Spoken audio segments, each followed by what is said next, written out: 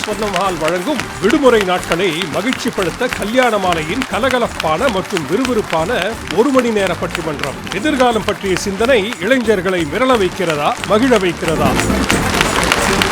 திருச்சி வாழ் மக்கள் அனைவருக்கும் என் இனிய அன்பு கலந்த இதயம் நிறைந்த வணக்கங்கள்.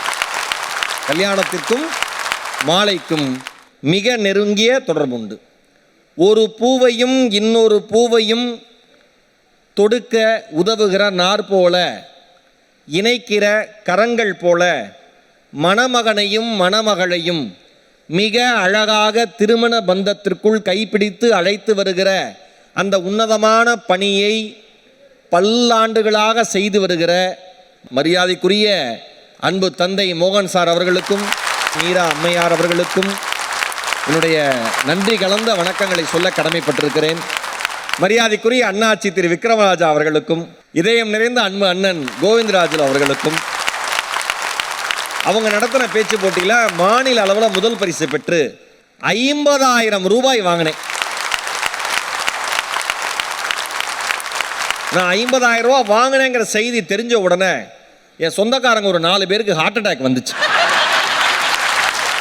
எங்கெல்லாம் திறமை இருக்கிறதோ, ஒரு வறண்ட பாலைவனத்தில் இருக்கிற பாறையில் முளைத்து வெளிவருகிற ஒரு சிறு செடி போல, யாருக்கெல்லாம் திறமை இருக்கிறதோ அவர்களையெல்லாம் கல்யாண மாலை மேடையில் ஏற்றி அழகு பார்க்க வேண்டும் என்று நினைப்பதுதான் இவர்களுடைய மாபெரும் பண்பு, அடையாளம், மனிதன். இளைஞர்கள் பட்டிமன்றம் ரொம்ப மகிழ்ச்சியா இருக்கு. எல்லாருமே இருக்காங்க, சபையே நிறைஞ்சிருக்கு. எனக்கு திருச்சி எனக்கு ஈரோடு அளவுக்கு இணக்கமான ஒரு மண்ணை எனக்கு திருச்சி தான்.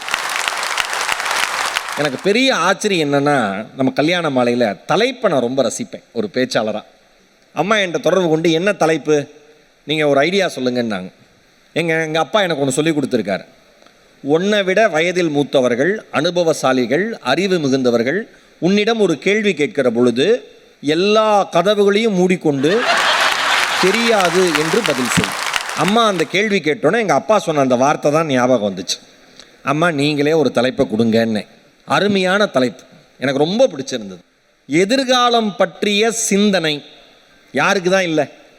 எல்லாருக்கும் எதிர்காலம் பற்றிய சிந்தனை இருக்குது. ஆனால் இளைஞர்களுக்கு அதிகமாக இருக்குது. தலைப்பு அற்புதமான தலைப்பு. எதிர்காலம் பற்றிய சிந்தனை இளைஞர்களை மிரள வைக்கிறதா, மகிழ வைக்கிறதா? மிரள வைக்கிறது அப்படின்னு பேச ஒரு 3 பேர், மகிழ வைக்கிறது அப்படின்னு பேச ஒரு 3 பேர். இதான பட்டிமன்றத்தோட மரபு.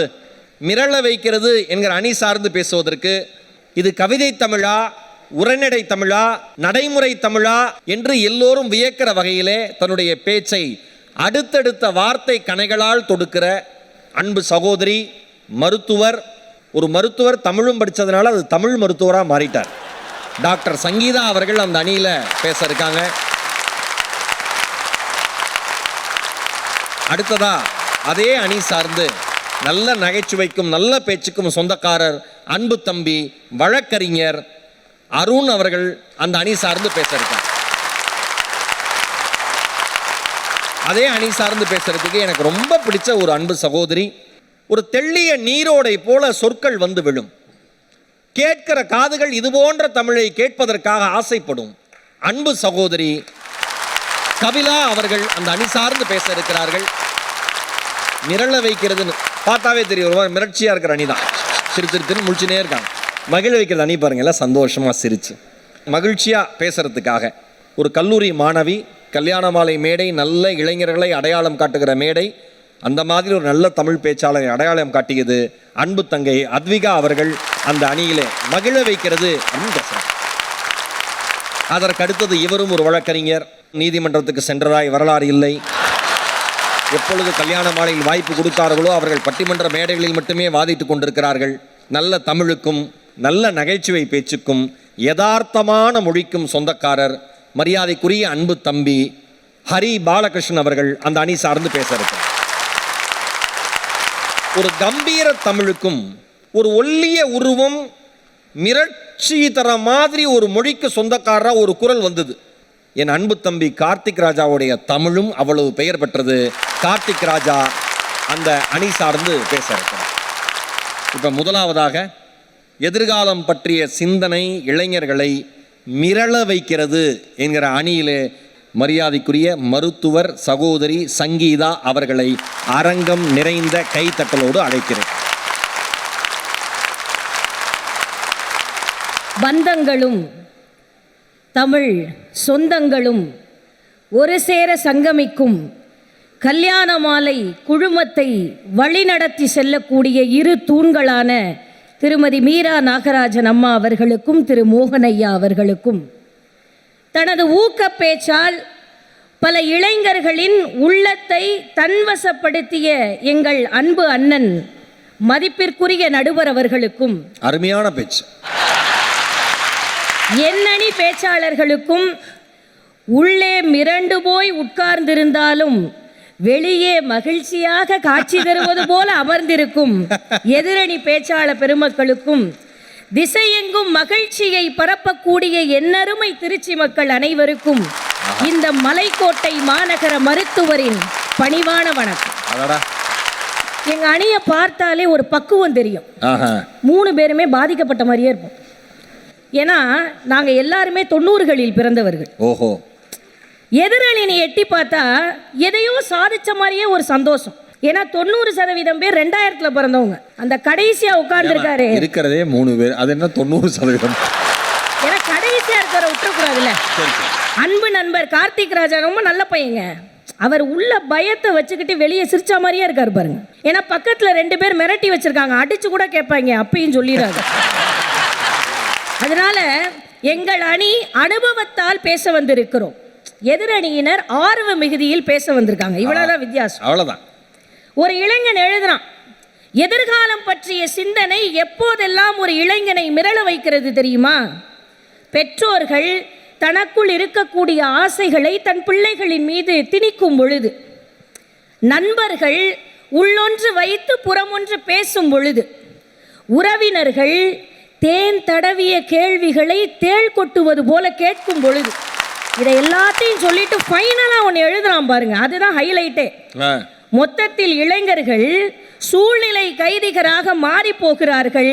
இந்த சூழலையெல்லாம் உடைச்சிட்டு சந்தோஷமா இருக்கலாம்னு நினைக்கும் போது இந்த வாதங்கள் எல்லாம் எங்களுக்கு பழகி போய் வயதாகி விடுகிறதுன்னு எழுதுறான் சார்.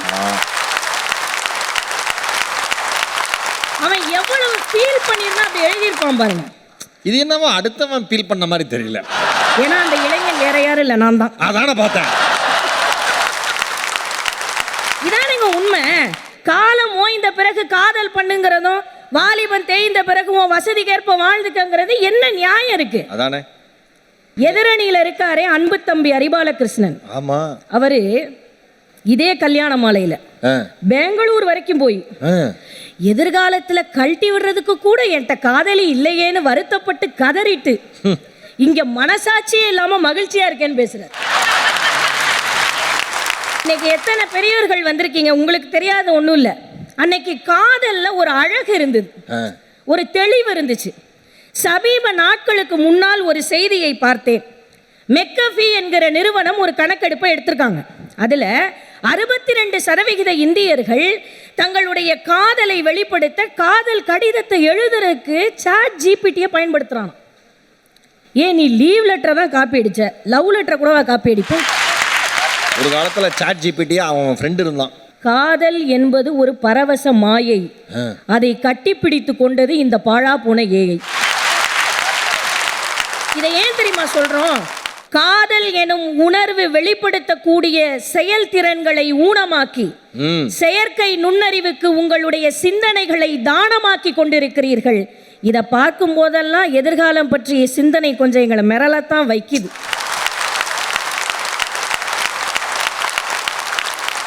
கல்யாண மாலைக்கு வந்துட்டு கல்யாணத்தை பத்தி பேசாம போனா எப்படி? அதானே. ஆண்கள் பொதுவாகவே அப்பாவிகள்.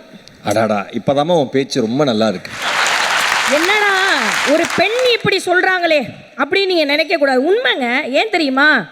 ஆண்களைத்தான் இந்த உலகம் ஆசையை காட்டி ஈஸியாக ஏமாத்தி விடுகிறது. அத சொல்லுமா, எனக்கெல்லாம் கல்யாணம் பண்ணி வைக்கிறப்ப ஓஹோன்னு இருப்பேன். என் ஃப்ரெண்டு ஒருத்தர் இருந்தான், நல்ல பையன். சரி. பொதுவாகவே நம்ம ஆளுங்க ஜாதி மதம் பார்க்காம கூட கல்யாணம் பண்ணுவாங்க, ஜாதகம் பார்க்காம கல்யாணம் பண்ண மாட்டாங்க.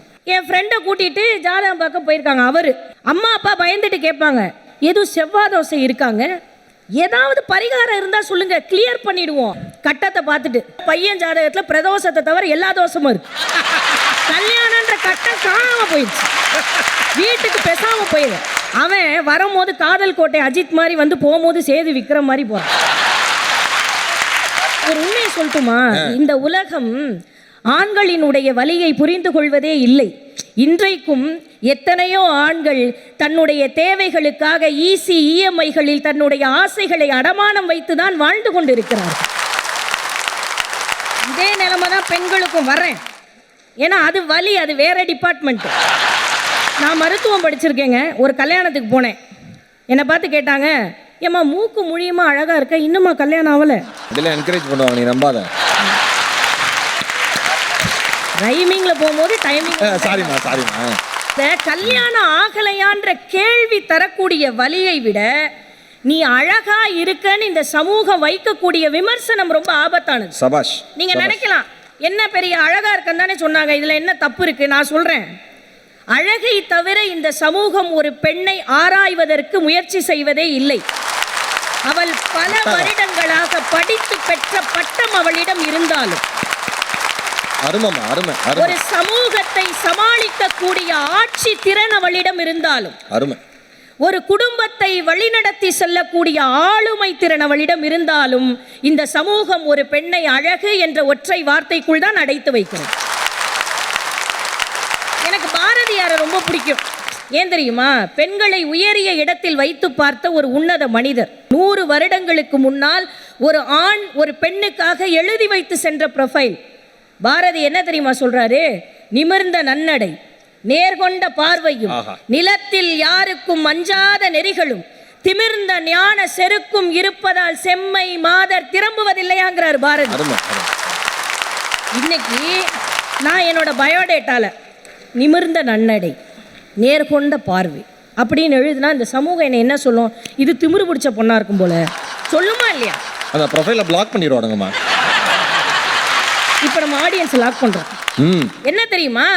அந்த திமிர்ந்த ஞான செருக்கு தான் பெண்களினுடைய சுயம். எந்த ஒரு ஆண் பெண்ணினுடைய சுயத்தை மதிக்கிறானோ அந்த ஆணைத்தான் பெண்கள் சுயம்வரம் செய்வதற்கு விருப்பப்படுகிறார்கள். அழகு அழகு. ஒரு மருத்துவரா இதை மட்டும் சொல்லிட்டு விடைபெறும். அதான் நல்லதுமா. ஒரு மருத்துவராக எதை பற்றி சிந்திக்கும் போதெல்லாம் எனக்குள் ஒரு பயம் வருது தெரியுமா?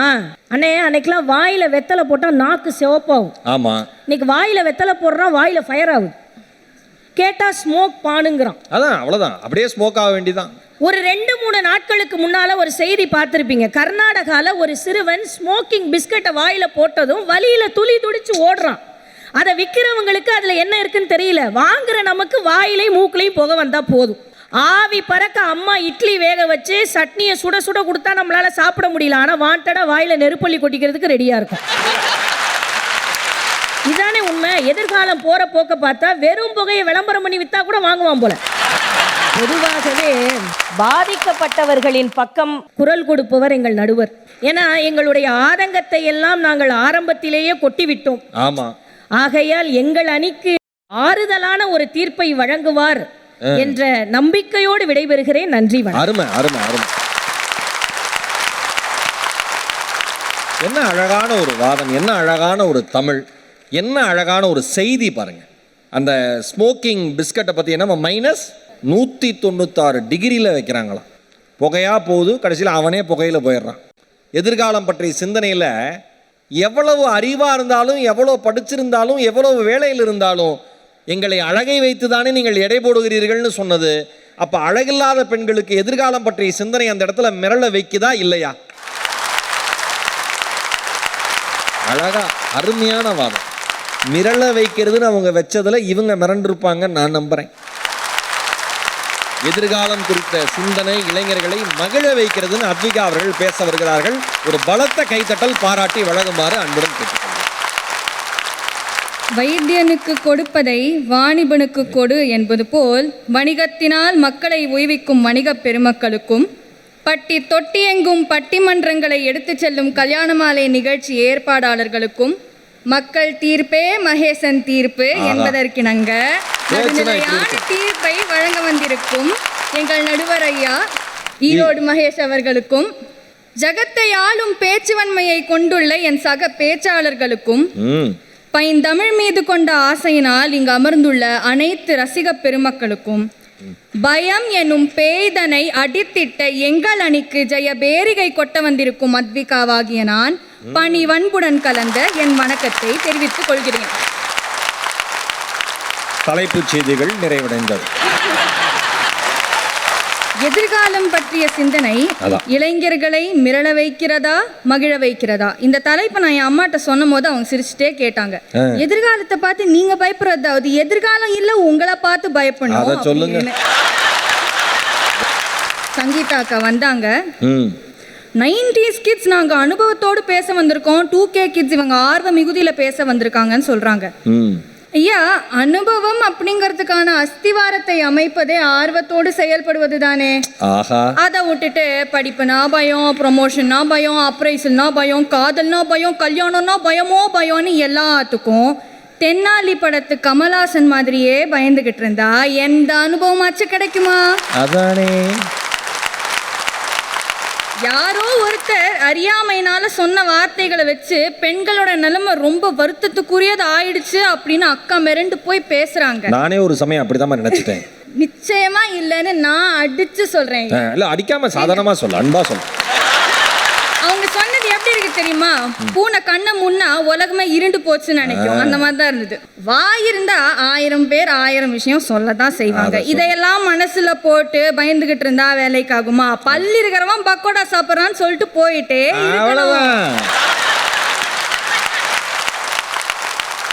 எங்க சமையல் அறையே விதி என்று இருந்த பெண்கள் இப்பொழுது கட்டுகளையெல்லாம் அவிழ்த்து விட்டு சக உரிமைகளையும் கல்வி அறிவையும் பொருளாதார சுயச்சார்பையும் கொண்டு எதிர்காலத்தை தைரிய லட்சுமிகளாக எதிர்நோக்கி கொண்டிருக்கிறோம். கூண்டில் சிக்கிய பறவைகளாக இருந்தவர்கள் இப்பொழுது இந்தியாவின் முதல் பெண் போர் விமானி அவனி சதுர்வேதியை போல் வானத்திலும் பறப்போம், வாசலிலும் கோலமிடுவோம். வாழ்க்கையில சாதிக்க துடிக்கும் பல இளம் பெண்களுக்கு எதிர்காலத்தை பத்தி நினைச்சு மகிழ்ச்சி அடையறதுக்கு இதை விட வேற என்னங்க வேணும்? நான் கொரோனா பேட்சை சேர்ந்தவ. கொரோனா பேட்ச்னா கொரோனா காலத்துல பள்ளி பருவத்தை முடிச்சவங்க. அப்படி சொல்லுமா, ஏதோ சேர்ந்து எல்லாரும் அட்மிட் ஆன மாதிரி சொல்ற. நான் கொரோனா பேட்ச்னா பயந்துட்டேன், இப்போ வரைக்கும் எனக்கு பயமா இருக்கு. எங்களை செல்லம்மா ஆடாம ஜெயிச்ச பேட்ச்னு சொல்லுவாங்க. ஏன்னா பள்ளிக்கூடம் போகாம பாடத்தை படிக்காம பரீட்சையே எழுதாம பாஸ் ஆனவங்க இல்லையா? ஆனா அப்புறம் ஏன் மகிழ்ச்சி இருக்காது? கண்டிப்பா, அதனால தானே இவ்வளவு மகிழ்ச்சி. உலகமே நிச்சயமற்ற நிலைமைக்கு தள்ளப்பட்டிருந்தது. ஆனா அந்த சமயத்துல கூட கிடைச்ச நேரத்தை வீணடிக்காம பல திறன்களையும் திறமைகளையும் ஆன்லைன் மூலமாவே படித்து வளர்த்து கொண்டோம். இப்படி தடை கற்களையும் படிக்கற்களாக மாற்றி செல்லும் இளைஞர்களுக்கு எதிர்காலத்தை பத்தி ஏதுங்க பயம்? நம்ம அம்மா அப்பா காலத்தில் வேலை கிடைக்கிறதுக்காக எம்ப்ளாய்மெண்ட் எக்ஸ்சேஞ்சில் கால் கடுக்க நின்று ரெஜிஸ்டர் பண்ணுவாங்க. கிடைக்குங்க வேலை ரிட்டையர் ஆகிறதுக்கு ஒரு நாள் முன்னாடி.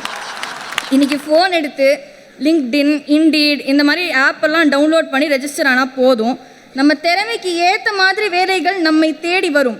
இன்றைய இளைஞர்கள் எதிர்காலத்தை நினைச்சு நாங்க ஏன் இவ்வளவு மகிழ்ச்சியோடு இருக்கோம்னா வாழ்க்கை எளிதாகிவிட்டது. அதை மேலும் எளிதாக்கிக் கொள்ள பல தொழில்நுட்பங்களை எங்களால் உருவாக்கவும் முடியும், உபயோகப்படுத்தவும் முடியும்.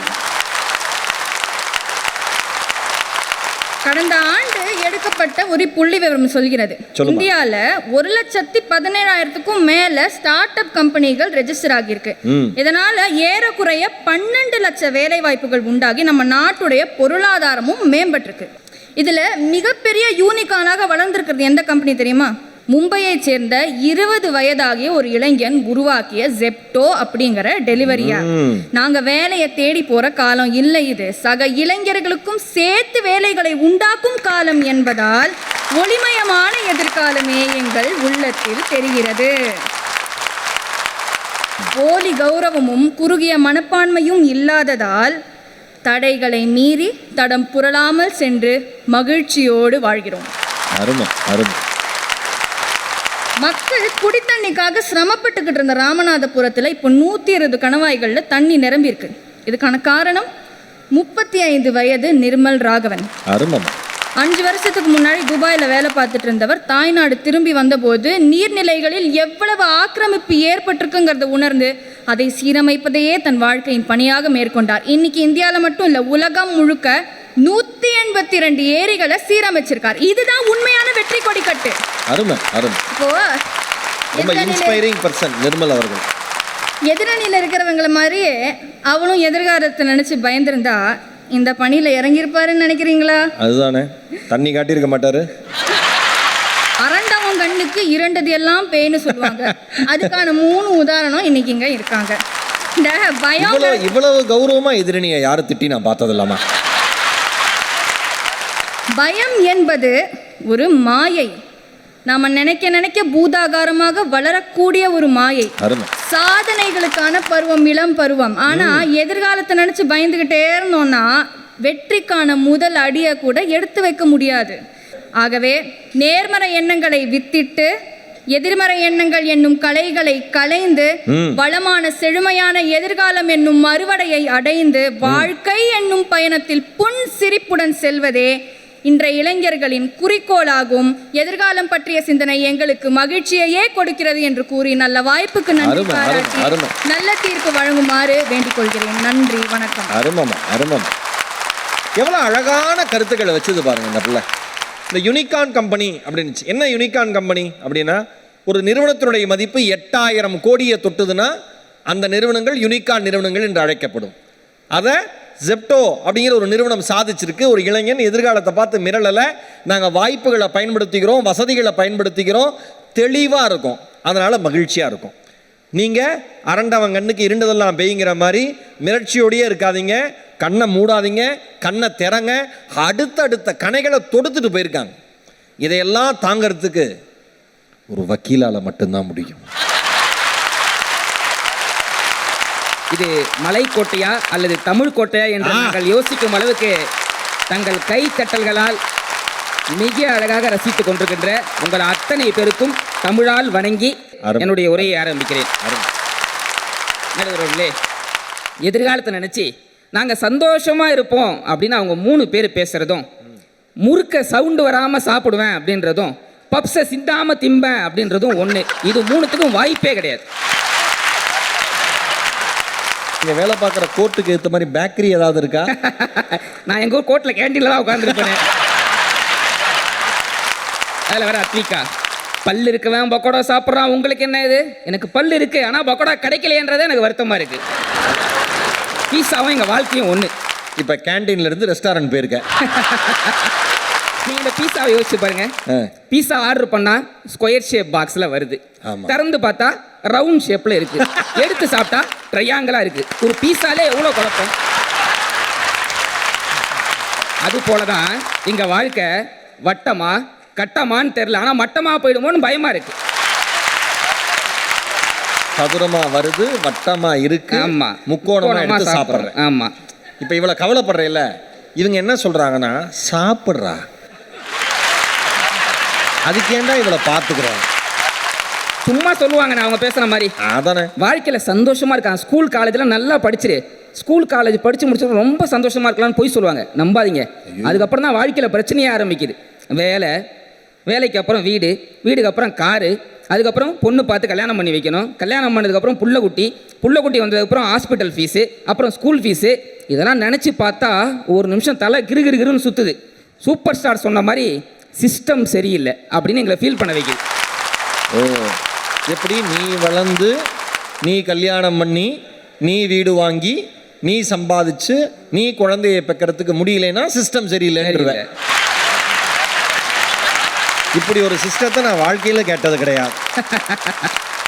ஏன் சொல்கிறேன் அப்படின்னா, பைக்கு பெட்ரோலில் ஓடுது, கார் டீசலில் ஓடுது, டிவி கரண்ட்டில் ஓடுது. இது பெரிய கண்டுபிடிப்பான்னு கேட்கக்கூடாது. எங்களை மாதிரி பல பேர் பசங்களுடைய வாழ்க்கை கடனில் ஓடிக்கிட்டு இருக்கு.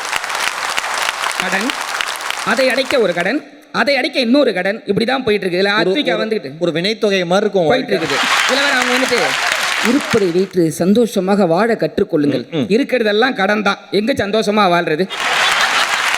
யோசிச்சு பாருங்க. எனக்குண்ணே பேங்க்லேருந்து கால் பண்ணாங்க, உங்களுக்கு மாதம் 6000 எங்கள் பேங்க்கில் நீங்கள் கட்டினீங்க அப்படின்னா உங்களுக்கு 60 வயசு ஆகும்போது 1 கோடி ரூபாய் கொடுக்குறோம் அப்படின்னாங்க. அப்ப 2 வருஷத்துல உனக்கு கிடைச்சிருமே. இல்லை 60 வயசு தானே. ஓ சார். ஆமாம், உங்கள் வயசு கிட்டல, என் வயசு தானே. நான் சொன்னேன், சார் இந்த மாதம் 6000 கட்டணுன்றீங்களே, இப்போ நீங்கள் அந்த 1 கோடி ரூபாய் இப்போ எனக்கு கொடுத்துருங்க, நான் 60 வரைக்கும் மாதம் 6000 கட்டிக்கிட்டே இருக்கிறேன்னு சொன்னேன். உடனே ஃபோனை கட் பண்ணிட்டாங்க. நான் ஏதாவது தப்பாக சொன்னேன்னா? கடன் இருக்கிற இளைஞன்கிற முறையில் இது தப்பு இல்லை, பேங்க் மேனேஜருங்கிற முறையில் தப்பு. கரெக்டுங்க. எங்களை மாதிரி பசங்களோட வாழ்க்கைலாம் லாங் ஷாட்டில் பார்க்க உங்களுக்கு காமெடியாக தெரியும். க்ளோஸ் அப் வச்சு பாருங்க சார், முழு சோகம் எங்கள் கிட்ட தான் இருக்குமே. நான் ஒன்றுமே நடக்கலையேன்னு வருத்தப்படுவோம். சரி, ஏதாவது ஒரு நல்ல நடந்தா இன்னும் இது எவ்வளோ நேரம் நீடிக்கும்னு தெரியலையேன்னு வருத்தப்படுவோம். இது ரொம்ப ஓவர் திங்கர்ஸாக இருந்துகிட்டு இருக்கு. கருங்காலி மாலை போட்டால் உங்கள் வாழ்க்கை அமோகமாக இருக்கும், எல்லா பிரச்சனையும் தீர்ந்துருந்தாங்க. எனக்கு இருக்கிற பிரச்சனைக்கெல்லாம் கருங்காலி மரத்தையே கட்டி பிடிச்சி தூங்கினாலும் பிரச்சனை தீராது. இப்போ அத்தனை பேரை கை தட்டுறாங்களே, என்னன்னு சொல்லு. எல்லாம் மரத்துக்கு வெயிட்டிங். ஆனால் எங்களை மாதிரி பசங்களை உற்சாகப்படுத்துற ஒரே ஆள் வாழ்க்கையை நினைச்சு யார் தெரியுமா? யாருமா? எங்க பஸ் கண்டக்டர் மட்டும்தான். எப்ப பஸ் ஏறினாலும் போ போ முன்னாடி போயிட்டேரு, நடுவில் நிக்காத முன்னாடி போயிட்டேரு அப்படின்னு. ஒவ்வொரு தடையும் சில்லறை வாங்கும்போது அவர் தான் சேஞ்சை எதிர்பார்க்காத, சேஞ்சை நீ கொண்டு வா அப்படின்னு எங்களை உற்சாகப்படுத்துற ஒரே ஆள் அவர் மட்டும்தான். இன்ஸ்டாகிராமில் இப்போ ஒரு சமீபத்தில் உலகமே அழிய போதுன்னு ஒரு தகவல் வந்துச்சு. உலகமே அழிய போதுன்ற போது என்ன பண்ணுறான், ஒரு பையன் போயிட்டு ஒரு பொண்ணுக்கு மெசேஜ் அனுப்பிச்சிருக்கான். உலகமே அழிய போகுது, நான் இப்பயாவது வந்துட்டு ஒரு உண்மையை சொல்லிடுறேன், நான் வந்துட்டு ரொம்ப நாளாக சொல்ல நினச்சிட்டு இருந்தேன், நான் உன்னை காதலிக்கிறேன் அப்படின்னு இருக்கிறான். அதுக்கு அந்த பொண்ணு ஐடியிலேருந்து சொல்லிருக்குது, உலகமே அழிய போகுது, நானும் ஒரு உண்மையை சொல்கிறேன், நீ இவ்வளோ நாள் பேசிகிட்டு இருக்கே, நான் பொம்பளே கிடையாது ஆம்பளை அப்படின்னாங்களா. இன்னைக்கு இப்படி தான் போயிட்டுருக்கு. அருண் வாழ்க்கையில் எவ்வளோ நடந்திருக்கு பாருங்க. நைட்டு ஒவ்வொரு நாள் நைட்டும் தூக்கம் கம்மி, துக்கம் அதிகம் அப்படின்ற போது எதிர்கால வாழ்க்கையில் எங்கே சந்தோஷமாக இருக்க முடியும்? ஒவ்வொரு நாள் நைட்டும் ஃபீல் பண்ணுவோம், 50 MB வேஸ்ட்டாக போதே, 50 MB வேஸ்ட்டாக போதேன்னு. காலைல ஏன் சொன்னேன் வாழ்க்கையே வேஸ்ட்டாக போதேன்னு ஃபீல் பண்ணுவோம். வடிவேலு சொல்கிற மாதிரி அது போன மாதம், இது இந்த மாதம் அப்படின்னு தான் எங்கள் வாழ்க்கை போயிட்டு இருக்குது. எங்கள் அம்மா அடிக்கடி சொல்லுவாங்கண்ணே. சரி, அதை நான் கல்யாண மாலை மூலியமாக அது எல்லாருக்கும் உலகத்துக்கு சொல்லிக்கிறேன். சொல்லுப்பா. உனக்காக இனிமேல் ஒருத்தி பிறக்கவா போகிறா, எங்கேயாவது பிறந்திருப்பா அப்படின்னு சொல்லுவாங்க. அவளை பார்த்து நான் கேட்குறேன், ஒரு மிஸ்டு கால் ஆச்சும் கொடு.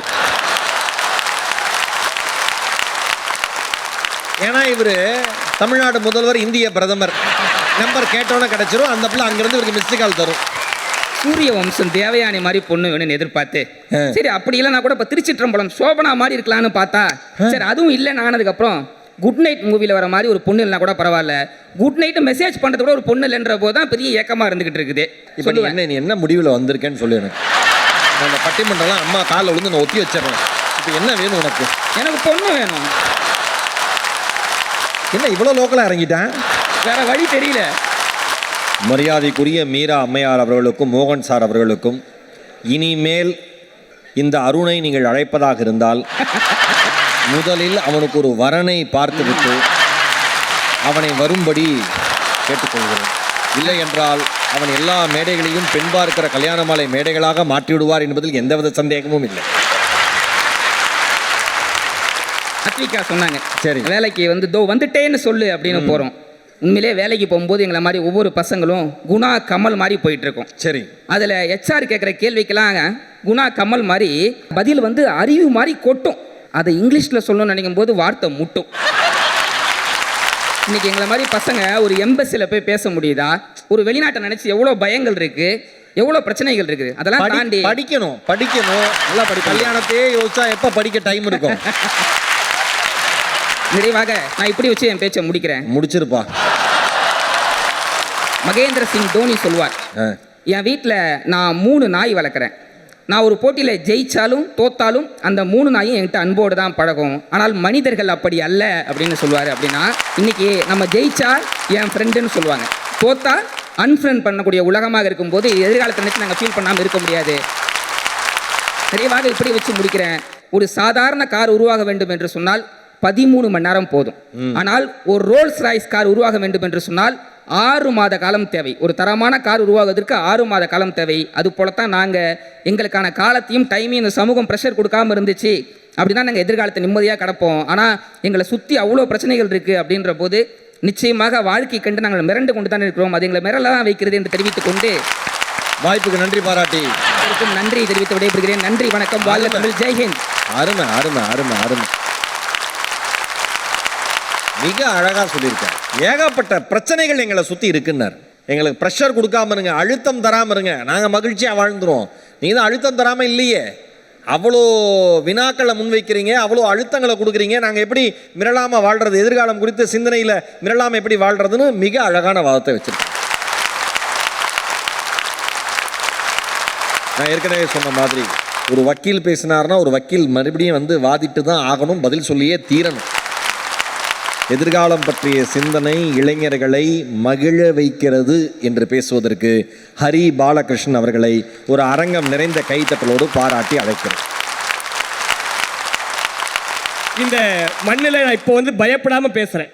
ஏன் தெரியுங்களா? ஏன்? ஒரு சில நேரங்கள் நான் பயந்து பயந்து பேசுவேன். ஏன்னா நம்ம மைக்கில் ஒன்றை பேசி அது டிவியில் ஒன்றா வந்து பார்க்குற சொந்தக்காரங்க தப்பாக புரிஞ்சுக்கிட்டு பொண்ணு கேட்டு நான் போகும்போது ஒருவேளை நீ அப்படி பேசினவன் தானே உனக்கு பொண்ணு இல்லைன்னு சொல்லிட்டாங்கன்னா நான் எங்கே போகிறதுன்னு யோசிச்சுட்டு பயந்து பயந்து பேசினேன். ஆனால் இன்னைக்கு எனக்கு பயம் இல்லை. ஏன் தெரியுமா? 25 வயசுல எந்த ஹரிபாலகிருஷ்ணனுக்கு ஒரு கல்யாணத்தை நடத்தி வைக்காமையா போயிட போறாங்க. அப்ப 2 வக்கீலும் பேச வரல. அந்த டாக்டர் அம்மாலாம் வந்து என்னென்ன சொன்னாங்க நீங்க பாத்தீங்களா? ஒரு விஷயம் சொன்னாங்க, அவங்களாம் 90s கிட்ஸா, நாங்களாம் 2K கிட்ஸா. 90s கிட்ஸ் எப்படி நான் சொல்லட்டுமா? தனக்கு கிடைக்காட்டியும் பரவாயில்ல, தனக்கு அடுத்து வரக்கூடிய தலைமுறைக்கு கிடைக்கட்டும் நினைச்சா அவங்க 80s கிட்ஸ். யாருக்கு கிடைச்சா என்ன, கிடைக்கல நம்ம கையில நம்முடைய வாழ்க்கை இருக்கு, வாழ்வோம் நினைச்சு வாழ்ந்தா அது 2K கிட்ஸ். தானும் வாழாம வாழ்றவனையும் வாழ்த்தாம வைத்தறிச்சல்லே ஒரு தலைமுறை வாழுதுன்னா அதுதான் 90s கிட்ஸ். அவர் வந்து அட்வொகேட் சொன்னார், ஒரே ஒரு செய்தியை மட்டும் அவருக்கு சொல்ல நான் விருப்பப்படுறேன். நீங்க இப்படி புலம்பிட்டே இருந்தீங்கன்னா உங்களுக்கு கல்யாணம்ங்கிறது வாய்தாவா தான் போகுமே ஒழிய ஒரு நாளும் ஜட்ஜ்மெண்டாவா அது வரவே வராது. அவர் என்ன சொல்றாரு, முறுக்க சத்தம் இல்லாம திங்க முடியாது, பப்ஸை வந்து கீழே கொட்டாம சாப்பிட முடியாதுன்னா நினைச்சா முடியுங்க. முறுக்க டீல நினைச்சு சாப்பிட்டு பாருங்க, சத்தமே இல்லாம சாப்பிடலாம்.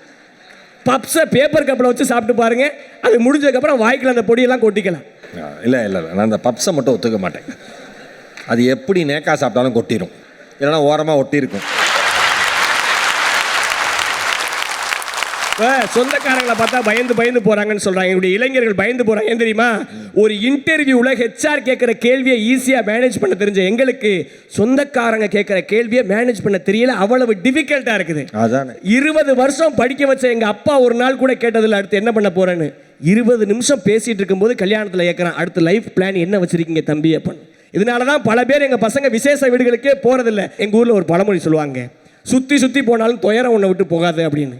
எங்க சொந்தக்காரங்க பிஜி நாயுடுல ஸ்வீட்டை வாங்கிட்டு நேரா வீட்டுக்கு வந்துட்டாங்க. எங்க அம்மா ஆச்சி மசாலா பொடியை போட்டு குக்கர்ல கறியை வேக வச்சாங்க. குக்கர்ல கறி வேகுது, வெளியே நான் வெந்துக்கிட்டு இருக்கிறேன். எங்க இளைஞருடைய வாழ்க்கை இவ்வளவு மிரட்சியா இருந்தாலும் கூட ஏன் மகிழ்ச்சின்னு சொல்றது தெரியுமா? எங்க இளைஞர்கள் எப்படிப்பட்ட இளைஞர்கள் தெரியுமா? பாக்கெட்ல 10 ரூபா காசு இல்லாட்டியும் கூட ஃபாரினுக்கு எக்ஸ்போர்ட் பண்றது எப்படின்னு இப்பவே எங்க ஃப்ரெண்டோட பேசிட்டு இருப்போம். பேங்க் அக்கவுண்ட்ல 1000 ரூபாய் காசு இல்லைன்னா கூட அமெரிக்கன் டாலருக்கு நிகரா இந்தியன் கரன்சியை எப்படி மேனேஜ் பண்றதுன்னு பேசிட்டு இருப்போம். ஓங்கி மழையடித்தால் உடைந்து விழுகிற ஓட்டு வீடாக இருந்தாலும் கூட அதை நாம் ஒரு நாள் வாழ்க்கை மாறும்ன்ற நம்பிக்கையோட போராடக்கூடிய பசங்க என்னுடைய பசங்க இருக்கிறதுனால அந்த நம்பிக்கை மகிழ வைக்க நாங்க சொல்றோம். எங்க பசங்க எப்படிப்பட்ட பசங்க தெரியுமா?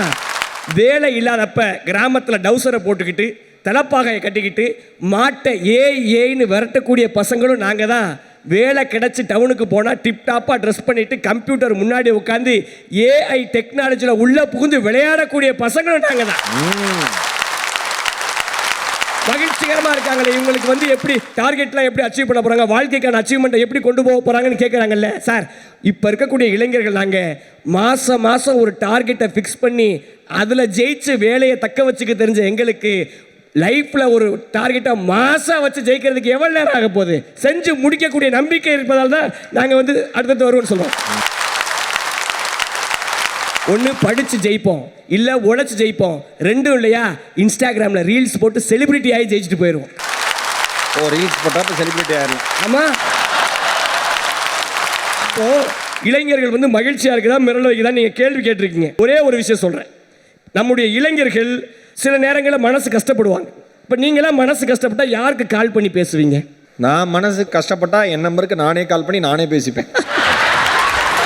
எனக்கு 2 நம்பர் இருக்கு, நானே பேசுவேன். ஏன்னா எவ்வளோ நம்ம சோகத்தை கேட்கறதுக்கு தயாரா இல்லை. ஒன்னே ஒன்று சொல்றேன், உங்களுக்கு ஏற்பட்ட துயரங்கள் உங்களுக்கு தான் சோகமே தவிர அடுத்தவனுக்கு அது கதை என்பதை யாரும் மறந்து விடாது. எவ்வளவு பெரிய மோட்டிவேஷனல் ஆளா இருந்தாலும் ஒரு சில நேரம் மனம் துயரும் போது காதலிட்ட பேசுவாங்க, சில பேர் ஃப்ரெண்டு கிட்ட பேசுவாங்க, சரி, சில பேர் அம்மா கிட்ட பேசுவாங்க, சரி. ஆனா நான் யார்கிட்ட பேசுவேன் தெரியுமா? யார்கிட்ட? கஸ்டமர் கேர் அக்காட்ட தான் ஃபோன் பண்ணி பேசுவேன். ஏன் தெரியுமா? கஸ்டமர் கேர் அக்கா மட்டும்தான் யாருனே தெரியாத ஆளை கூட சொல்லுங்க சார், உங்களுக்கு என்ன பிரச்சனை சார், நாங்க எப்படி சார் ஹெல்ப் பண்ண முடியும்னு தெரியாத எனக்கே மூச்சுக்கு 300 தடவை சார்னு மரியாதை போட்டு கூப்பிடுறாங்களே, அதனால தான் அவங்களுக்கு ஃபோன் பண்ணி பேசுறோம். கஷ்டங்களை கூட இப்படி மடைமாற்றம் செய்யற டெக்னிக்கை கத்து வச்சிருக்கோம் நாங்க. ஒரே ஒரு விஷயம் நிறைவா சொல்றேன் சார், இந்த உலகத்துல அப்துல் கலாம் ஐயாவை அதிகமாக கொண்டாடுகிறது ஏன் தெரியுமா? ஏன்? அப்துல் கலாம் ஐயா தான் இளைஞர்கள்லாம் தண்டச்சோறு, இளைஞர்கள்லாம் முன்னேற மாட்டாங்கன்னு திட்டும் போது இந்த இந்திய தேசத்துடைய தூணே இளைஞர்கள்னு சொன்னவர் ஐயா அப்துல் கலாம். இளைஞர்களை யார் மதிக்கிறார்களோ, இளைய தலைமுறையை யார் மதிக்கிறார்களோ அவர்கள் அடுத்த தலைமுறைக்கு எடுத்துக்காட்டாக இருப்பார்கள். அந்த வகையில் இளைஞர்கள் மகிழ்ச்சியாக இருக்கிறார்கள் என்ற தீர்ப்பை நீங்கள் வழங்க வேண்டும். நீங்களும் அடுத்த தலைமுறைக்கு ஒரு எடுத்துக்காட்டாக வாழ வேண்டும் என்ற ஆசையோடு வாய்ப்பு தந்த இந்த மண்ணுக்கும் மக்களுக்கும் நெஞ்சார்ந்த நன்றிகளை சொல்லி விடைபெறுகிறேன். நன்றி, வணக்கம். எதிர்காலம் பற்றிய சிந்தனை இளைஞர்களை மகிழ வைக்கிறது. எவ்வளோ நெகட்டிவாக எங்களுக்கு நடந்தாலும் நாங்கள் பாசிட்டிவாக எடுத்துப்போம். ஒரு பையன் அப்பாட்ட போய் சொல்லியிருக்கான், அப்பா இன்ஜினியரிங் முடிச்சுட்டேன், அடுத்து ஒரு மேற்படிப்பு இருக்குது, 1 வருஷம் ஆகும், இவ்வளோ ஃபீஸுன்னு இருக்கான். அது படித்தா வேலை கிடைக்குமான்னு கேட்டிருக்காரு. நிச்சயமாக கிடைக்கும்பான்னு இருக்கான். அந்த படிப்பு பேர் என்னன்னு கேட்டிருக்காரு. அரியர்ஸ் அப்படின்னு இருக்கான். ஆனால் எல்லாத்தையுமே ஜாலியாக தான் எடுத்துக்கிறான், எதையுமே சீரியஸாக எடுத்துக்கல. அரியர்ஸ் இருந்தால் என்ன? தோல்விதானே வெற்றிக்கான முதல் படி என்பதில் இளைஞர்கள் கவனமாக இருக்கிறார்கள். ஒரு தேர்வில் தோற்றவன் வாழ்க்கையில் தோற்றவன் அல்ல என்கிற தெளிவு இன்றைய இளைஞர்களுக்கு நன்றாக இருக்கிறது. இன்னைக்கு ஐடின்னு ஒரு தோசை மாவு கம்பெனி இருக்க, அதனுடைய ஃபவுண்டர் சேர்மன் முஸ்தபாங்கிற இளைஞர் 6ஆம் வகுப்பில் தோல்வி அடைந்தவர். பள்ளிக்கே போக வேண்டாம்னு முடிவு பண்ணாங்க. ஆனால் அவருடைய கணக்குவாதியார் இவன் கணிதம் நல்லா போடுவான், கணிதம் நல்லா வரவனுக்கு எல்லாமே நல்லா அவரும் படிக்க வைங்கன்னு உற்சாகப்படுத்தினார், ஊக்கப்படுத்தினார். இன்னைக்கு பல 100 கோடிகள் அந்த கம்பெனியினுடைய மார்க்கெட் கேப் அதிகமாக இருக்குது. எல்லாத்தையும் நாங்கள் நல்லா பார்த்து போகணும், மிக தெளிவாக சொல்லியிருக்காரு. இதற்கு பதில் சொல்வதற்கு அழகு தமிழில் என் அன்பு தங்கை வருகிறாள், கபிலா அவர்கள். பாராட்டி அழைக்கிறேன், ஒரு பலத்த கைகள். போற்றுதலுக்கும் பாராட்டுதலுக்கும் உரிய நடுவர் அவர்களே, அவையிலே இருக்கின்ற ஆன்றோர் பெருமக்களே, கோவில் இல்லாத ஊரில் குடியிருக்க வேண்டாம் என்று சொல்லுவார்கள். ஆனால் இங்கு சமயபுரம், ஸ்ரீரங்கம், வயலூர், திருவானைக்கோவில், மலைக்கோட்டை என்று ஊரெல்லாம் கோவிலாய், ஊரே கோவிலாய் திகழ்கின்ற திருச்சி மாநகரிலே வாழ்கின்ற அன்பு தமிழ் சொந்தங்களே, உங்கள் அத்துணை பேருக்கும் என் மிக பணிவான வணக்கம்.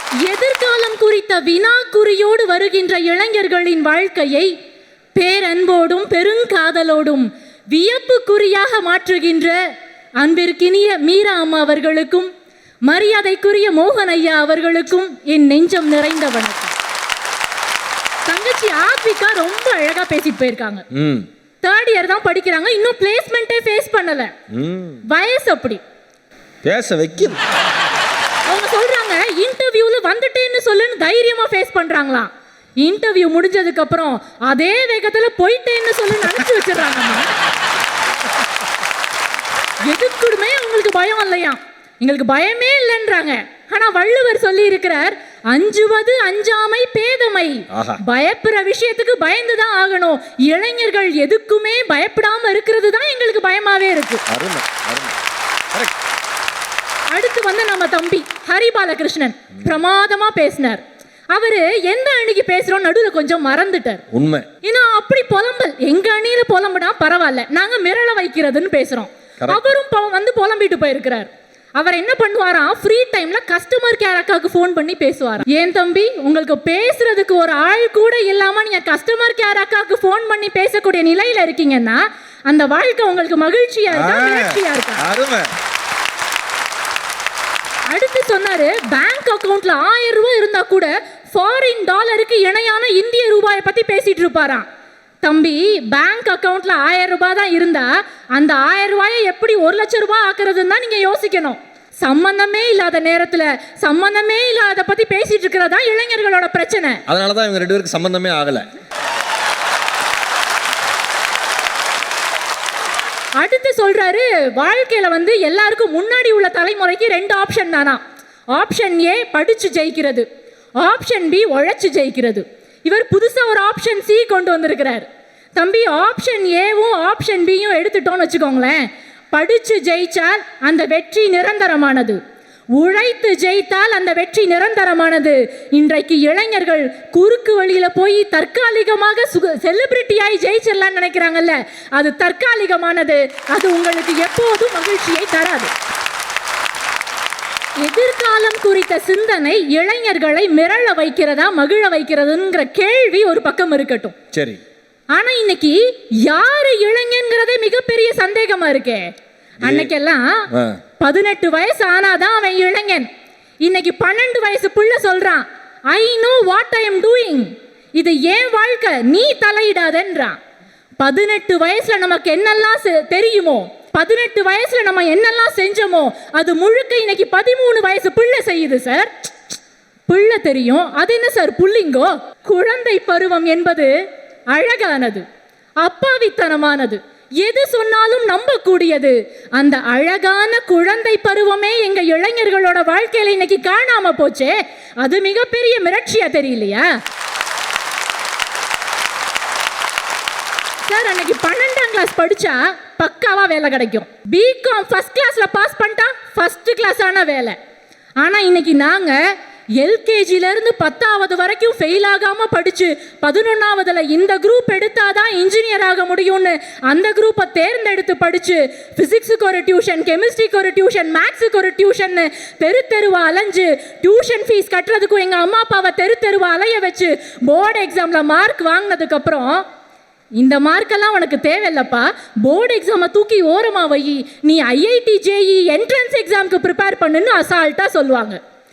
அந்த எக்ஸாம்லையும் ப்ரிப்பேர் பண்ணி மார்க் வாங்கி அந்த மார்க்கும் பத்தாம கடைசியில் டொனேஷனுக்காக அம்மா நகை அடமானம் வச்சு ஃபர்ஸ்ட் இயர்ல இருந்து 4th இயர் வரைக்கும் வச்சு அரியரை பூரா 4th இயர்ல கிளியர் பண்ணி பிஇ டிகிரி வாங்கிட்டோம், அம்மா அப்பாவை காப்பாத்திரலாம், பட்ட கடனெல்லாம் அடைச்சிடலான்னு பெரிய பெரிய கனவுகளோட கம்பெனி வாசல்ல போய் நின்னா என்ன மாதிரியே அதே கனவோட 10 லட்சம் பேர் நிற்கிறான். சரி, ஏதோ ஒரு புண்ணியமா பாவம் போகட்டும்னு வேலை போட்டு கொடுத்தா இந்த வருஷம் டீம் லீடர் ஆயிடலாம், அடுத்த வருஷம் மேனேஜர் ஆயிடலாம், அதுக்கு அடுத்த வருஷம் சிஇஓ ஆயிடலாம்னு பெரிய பெரிய ஆசைகளோட இரவு பகல் பார்க்காம நாங்கள் உழைப்போம். ஆனால் திடீர்னு ஒரு நாள் கம்பெனி ஐடி கார்டை வச்சு கம்பெனி கதவுல வச்சோன்னா ஆஃபீஸ் கதவு திறக்காது. சார், நேற்று சாயங்காலமே உங்களை வேலையை விட்டு அனுப்பியாச்சு, மெயில் செக் பண்ணலையான்னு அசால்ட்டாக கேட்பாங்க. அதுக்கப்புறம் என்ன, மறுபடியும் ஆரக்கிள் படி, ஜாவா படி, அப்டேட் பண்ணு, வேலை தேடு. எங்கள் வாழ்க்கை முழுக்க கெட் அவுட்டு, அப்டேட் பண்ணு, வேலை தேடு, ரிப்பீட், கெட் அவுட்டு, அப்டேட் பண்ணு, வேலை தேடு, ரிப்பீட். ஒரு 30 வருஷத்துக்கு முன்னாடி எங்கள் அப்பாவுக்கு கை வலிச்சுதுன்னா சுளுக்கா இருக்கும்னு கடந்து போயிடுவார். ஆனால் இன்னைக்கு எங்கள் இளைஞர்களுக்கு கை வலிச்சுதுன்னா வலிக்கிறது லெஃப்ட் ஹேண்டா ரைட் ஹேண்டா, இடது கையில வலிக்குது, ஒருவேளை ஹார்ட் அட்டாக்கா இருக்குமோன்னு பயம் வருது. விழிப்புணர்வு ஓரளவு இருக்கலாம், ஆனா இன்னைக்கு விழிப்புதுங்கிற அளவு விழிப்புணர்வு இருக்கிறது தான் பிரச்சனையே. அடடா அடடா, விழிப்புதுங்கிற அளவுக்கு விழிப்புணர்வு உண்மைதான். சாதாரணமா வலிச்சதுன்னா ஹார்ட் ஃபெயிலியர் நினைக்கிறாங்க. சாதாரணமா சொல்லேன், நல்லா இல்லை இதயம் இருக்குது. தூக்கம் வரலைன்னா எனக்கு தெரிஞ்சு இது ஒரு எதுக்கோ ஒரு சிம்டம் மாதிரி இருக்குன்னு நினைக்கிறேன். உங்க ஜெனரேஷன்ல, இதுக்கு முந்தின ஜெனரேஷன்ல இதய மாற்று அறுவை சிகிச்சை, ஹார்ட் டிரான்ஸ்பிளான்ட் கேள்விப்பட்டிருப்பீங்க. எங்க ஜெனரேஷன்ல நாங்க ஹேர் டிரான்ஸ்பிளான்ட்ல பண்ணிட்டு இருக்கோம். எங்களுக்கு முடிவுகளுக்கு மட்டுமா உத்தரவாதம் இல்ல, முடிக்கு கூட உத்தரவாதம் இல்ல. முடியல, உண்மையாவே என்னால முடியல. 25 வயசுலயே தலையில வழுக்க விழுகுதுன்னா யோசிச்சு பாருங்க. எங்க வாழ்க்கையில 0 pleasure, only pressure. ஏன்னா அன்னைக்கெல்லாம் சமைக்கத்தான் சோம்பேறித்தனம், கிளம்பி ரெஸ்டாரண்ட்டுக்கு போனோம். இன்னைக்கு கிளம்பி போகவே சோம்பேறித்தனம். இந்த டெக்னாலஜி எங்கள் மூளையை மட்டும் சோம்பேறியாக்கவில்லை, ஒரு முழு மனிதனையே சோம்பேறியாக்குகிறது. நாளைக்கு சாப்பிட சோம்பேறித்தனம் வரும், ஊட்டுறதுக்கு ஆள் அனுப்புவாங்க. சரி, உணவு தான் இப்படின்னா தண்ணி, நம்ம தான் இன்னைக்கு ஏரியில வீட்டை கட்டிட்டு லாரியில தண்ணி வாங்கி குடிச்சிட்டு இருக்கோமே. என்னம்மா ஒரு 40 ஆண்டு கால வரலாற்றை 2 வரியில சொல்லிட்ட. அன்னைக்கு எங்க அப்பாவுக்கு 20,000 ரூபாய் தான் சம்பளம். அந்த 20,000 ரூபாய் சம்பளத்துல நிலம் வாங்கினாங்க, வீடு கட்டினாங்க, 2 பிள்ளைய படிக்க வச்சாங்க, கல்யாணம் பண்ணி கொடுத்தாங்க. எல்லா செலவையும் குடும்ப பொறுப்பையும் அந்த 20,000த்துல எங்க அப்பாவால செய்ய முடிஞ்சது. சபாஷ். இன்னைக்கு நான் 80,000 ரூபாய் சம்பாதிக்கிறேன். எங்க அப்பாவோட 4 மடங்கு ஜாஸ்தி. ஆனா செலவு 8 மடங்கால இருக்கு. எங்கனால அந்த செலவை ஈடு கட்டவே முடியல. கடமை, கண்ணியம், கட்டுப்பாடுன்னு வாழ்ந்த எங்க அப்பா எங்க, கடன், கஷ்டம், தட்டுப்பாடுன்னு வாழ்ற நாங்க எங்க. அருமமா அருமமா அருமை அருமை. எங்களுக்கு மேனேஜர் திட்டும் போது கோபம் அருவி மாதிரி கொட்டுது. ஆனா கட்ட வேண்டிய கரண்ட் பில்லு, இஎம்ஐ, ஹவுசிங் லோன்லாம் நினைக்கும் போது வர்ற கோபம் கூட நின்னு போயிருக்கு. அது என்ன மாயமோ தெரியல, எங்களுக்கு ஆபீஸ்ல மட்டும் ரோஷமே வர்றதே இல்லை. மனிதர் உணர்ந்து கொள்ள இது மனித வாழ்க்கை அல்ல. அதையும் தாண்டி வருத்தமானது. இப்படி ரோஷத்தோடு வாழ்ந்த எங்கள் மனிதர்களை எல்லாம் வேஷம் போட்டு வாழ வேண்டிய நிலை இன்றைக்கு வந்துவிட்டது. ஏன்னா எது உண்மை, எது பொய், யாரை நம்புறது, யாரை நம்ப கூடாது, எதுவுமே எங்களுக்கு புரியல. ஏன்னா அன்னைக்கு ரொம்ப நாள் கழிச்சு ஒருத்தரை பார்த்தா முதல்ல நல்லா இருக்கியான்னு கேட்பாங்க. ஆனா இன்னைக்கு யாரும் நல்லா இருக்கியான்னு கேட்கறது இல்ல, இன்ஸ்டால இருக்கியான்னு தான் கேட்கறாங்க. சில பேர்லாம் இன்னுமா இருக்காங்கிறான். ஒரு 40 வருஷத்துக்கு முன்னாடி நம்மலாம் ஒரு பாட்டு பாடியிருப்போம். அடுத்தாத்து அம்புஜத்தை பார்த்தேளான்னு பாடியிருப்போம். எல்லாருக்கும் ஞாபகம் இருக்கும். அன்னைக்கு பார்த்து பொறாமப்பட அம்புஜம் அடுத்தாத்துல மட்டும்தான் இருந்தா. இன்னைக்கு இந்த சோசியல் மீடியா வந்ததுக்கு அப்புறம் ஊரெல்லாம் அம்புஜம், உலகமெல்லாம் அம்புஜம். சார், கோவா போனதை ஒரு ஸ்டோரி போட்டு எங்களை வெறுப்பேத்தினா பரவாயில்ல. Home tour, kitchen tour, fridge tour, இப்படி டூரா காமிச்சு எங்களை ஏங்க வச்சு என் வீட்டில் எதுவுமே இல்லையேன்னு எங்க வீட்டை பார்த்தாலே எங்களுக்கு எரிச்சலா இருக்கு sir. National crime records bureau சொல்லுகிறது, நம்முடைய நாட்டில் 15 வயதிலிருந்து 29 வயதிற்கு உட்பட்ட இளைஞர்கள் தான் அதிக அளவில் வாழ்க்கை மீது பிடிமானம் இல்லாமல் தங்களுடைய வாழ்க்கையை முடித்துக் கொள்கிறார்கள் என்று. எதிர்காலம் குறித்த சிந்தனை இளைஞர்களை மிரள வைக்கிறது என்பதற்கு இதுவே சாட்சி. வாய்ப்பிற்கு நன்றி. அருமை அருமை. அழகா சொல்லிச்சு. எங்க அப்பா 20,000 ரூபாய் சந்தோஷமா இருந்தாரியா, 2 குழந்தைய படிக்க வச்சாரியா. காலம் மாறி போச்சு நாம சொல்லலாம். இன்னைக்கு இருக்கிற தலைமுறைக்கு என்ன பிரச்சனைனா, அவனுக்கு கமா போட தான் தெரியுமே ஒழிய ஃபுல் ஸ்டாப் வைக்கவே தெரியாது. அழகா சொல்லியிருக்காங்களே தங்கச்சி. இதுக்கு பதில் எப்படி சொல்ல போறாரு என் அன்பு தம்பி கார்த்திக் ராஜான்னு தெரியலையே. ஒரு பலத்த கைத்தட்டலோடு தமிழ் பேச்சு எங்கள் மூச்சு புகழ் கார்த்திக் ராஜா அவர்களை பாராட்டி அழைக்கிறேன். மிக மகிழ்ச்சியோடு வந்திருக்கிற திருச்சி வாழ் அன்பு சொந்தங்களுக்கு வணக்கம். எங்களோடு பேசுவதற்கா புலம்புவதற்கா என்று என்னை சந்தேகப்பட வைத்திருக்கிற எதிரணி பேச்சாளர்களுக்கும் எண்ணணி பேச்சாளர்களுக்கும் வணக்கம். எங்களை வழிநடத்தி செல்லுகிற எங்களை போன்ற இளைஞர்களுக்கு ஆக்கமும் ஊக்கமும் தந்து எங்களை மகிழ்ச்சியில் ஆழ்த்துகிற அண்ணன் நடுவர் அவர்களுக்கு அடுத்த வணக்கம். இளைஞர்களின் எதிர்காலம் குறித்த சிந்தனை மிரள வைக்குதா மகிழ வைக்குதா அப்படிங்கிறது கேள்வி. சரி, உங்களுக்கு மிரட்சியும் பயமும் எதனால் வரும்னு சொல்லுங்க. மிரட்சியும் பயம் எதனால் வரும்னா, புரிதல் இல்லாமையினால வரும், அறியாமையினால வரும். என்ன நடக்க போகுதோ அப்படின்னு நினச்சிங்கன்னா மிரண்டுருவீங்க. என்ன செய்ய போகிறோம் அப்படின்னு நினச்சிங்கன்னா துணிஞ்சிருவீங்க. சபாஷ் சபாஷ். நாங்கள் என்ன செய்ய போகிறோம் அப்படின்றத யோசிக்கிறதுனால மகிழ்ச்சியாக இருக்கிறோம். என்ன நடக்குமோ அப்படின்ற பதட்டத்தில் இருக்கிறதுனால அவங்களுக்கு மிரட்சி வருது. ரொம்ப அழகான வார்த்தை தம்பி சொன்னது. என்ன நடக்க போகுதோன்னா அது மிரட்சி, என்ன செய்ய போகிறோன்னா அது மகிழ்ச்சி. இப்போ நான் ஹாலில் உட்காந்து சாப்பிட்டுட்டு இருப்பேன், தண்ணி வேணும். கிச்சன் ஒன்றும் எங்கள் வீடு ஒன்றும் மைசூர் பேலஸ் கிடையாது. 4 தப்படி நடந்து போனோம்னா கிச்சன் வந்துடும், எடுத்து குடிச்சிடலாம். இருந்தாலும் நான் மா அப்படின்னு மனைவியை கூப்பிடுவேன் தண்ணி எடுத்துகிட்டு வரத்துக்குன்னு. தண்ணி எடுக்க தான் இவன் கூப்பிட்றான்ட்டு என்ன அப்படிம்பாங்க, நானே போய் எடுத்துகிட்டு வந்துடுவேன். என்ன செய்ய போகிறோமோ அப்படின்னு தெரிஞ்சு நானே செஞ்சிடுவேன். மகிழ்ச்சியாக வாழலாம். எனக்கு உத்தரவாதம் இல்லை. எதுக்கு தான் சார் வாழ்க்கையில் உத்தரவாதம் இருக்கு? வாழ்க்கையே உத்தரவாதம் இல்லாததான். அவ்வளோதான். உறங்குதல் போலும் சாக்காடு, பின்னர் உறங்கி விழிப்பது நம் பிறப்பு. அவ்வளோதான் வாழ்க்கை. நாங்கள் என்ன சொல்கிறோம், வாழ்கிற வாழ்க்கையை, இந்த நொடியை நிதானமாக வாழுங்க, மகிழ்ச்சியாக இருக்கலாம். அவ்வளோதான் வாழ்க்கை. நீங்கள் அவங்க வீட்டில் என்ன வாங்கிட்டாங்க, இவங்க வீட்டில் என்ன வாங்கிட்டாங்க, அவங்கள மாதிரி நாம ஏன் வாழலை அப்படின்னா உங்களுக்கு பதட்டம் வரதான் செய்யும். உங்களுக்கு கொடுக்கப்பட்டிருக்கிற கேள்வித்தாள் வேற, அவனுக்கு வழங்கப்பட்டிருக்கிற கேள்வித்தாள் வேற. நீங்க அவனோட ஆன்சரை எழுத நினைச்சீங்கன்னா உங்களுக்கு பயம்தான் வரும். உங்க கொஸ்டின் பேப்பரை பாருங்க சார். உங்க அப்பா காலத்து கொஸ்டின் பேப்பர்லாம் அவுட் ஆஃப் சிலபஸ்மா. எங்க அப்பாவுக்கு 20,000 ரூபாய் சம்பாதிச்சாரு, அன்னைக்கு வீடு வாங்கினார், சொத்து வாங்கினார், மகிழ்ச்சியா இருந்தாரு. அன்னைக்கு ஜிடிபி ரேட் என்ன, அன்னைக்கு இந்திய பொருளாதாரம் என்ன, இன்னைக்கு இந்திய பொருளாதாரம் என்ன? அப்போ நாம வளர்ச்சியை நோக்கி போகும்போது நாம உத்வேகத்தோட முயற்சியை தான் பார்க்கணும். அந்த முயற்சியில் இருக்கக்கூடிய தடங்களையோ சின்ன சின்ன தடுமாற்றங்களையோ பார்த்து மிரண்டிங்கன்னா வாழ்க்கை உங்களுக்கு இப்படி தான் இருக்கும். பொதுவாகவே ஒரு பழமொழி சொல்லுவாங்க, எங்கள் ஊர்ல எல்லாம் சொல்லுவாங்க, டாக்டரை பார்க்க போகணுன்னாலே பயப்படுவாங்க. ஆனால் ஒரு டாக்டர் இவ்வளோ பயந்து நான் இன்னைக்கு தான் பார்த்தேன். அழகுப்பா, அழகு. பரவாயில்ல டாக்டர், நல்ல டாக்டரா மகிழ்ச்சியாக இருக்கிற டாக்டரா நம்ம பார்ப்போம். நான் அழைச்சிட்டு போகிறேன். ஏன்னா உண்மையிலே நீ டாக்டர்லாம் பயந்து தான் இருக்கானு. ஏன்னா இவன் நோய்க்கு இவனே கூகுளில் சர்ச் பண்ணிட்டு தான் டாக்டர்கிட்டே போகிறான். டாக்டர் சொல்ல பார்க்குறான், இது கரெக்டாக சொல்கிறாரு டாக்டர், இதை நீங்கள் மாற்றி சொல்லிட்டீங்க, அது அத்தனை எம்ஜி வராதுங்கிறான் இவன். எவ்வளோ விழிப்புணர்வாக இருக்கும் பாருங்க. அதான் நல்ல விழிப்புணர்வு. டாக்டர் சரியானவரான்னு நாங்கள் ஒரு டெஸ்ட் வைக்கிறோம் பாருங்க. அவர் நீட்ல பாஸ் ஆகிறது பிரச்சனை இல்லை, நாங்கள் நீட்ல கூகுளில் பாஸ் ஆகணும், அதுதான் அவருடைய பிரச்சனை. அப்பா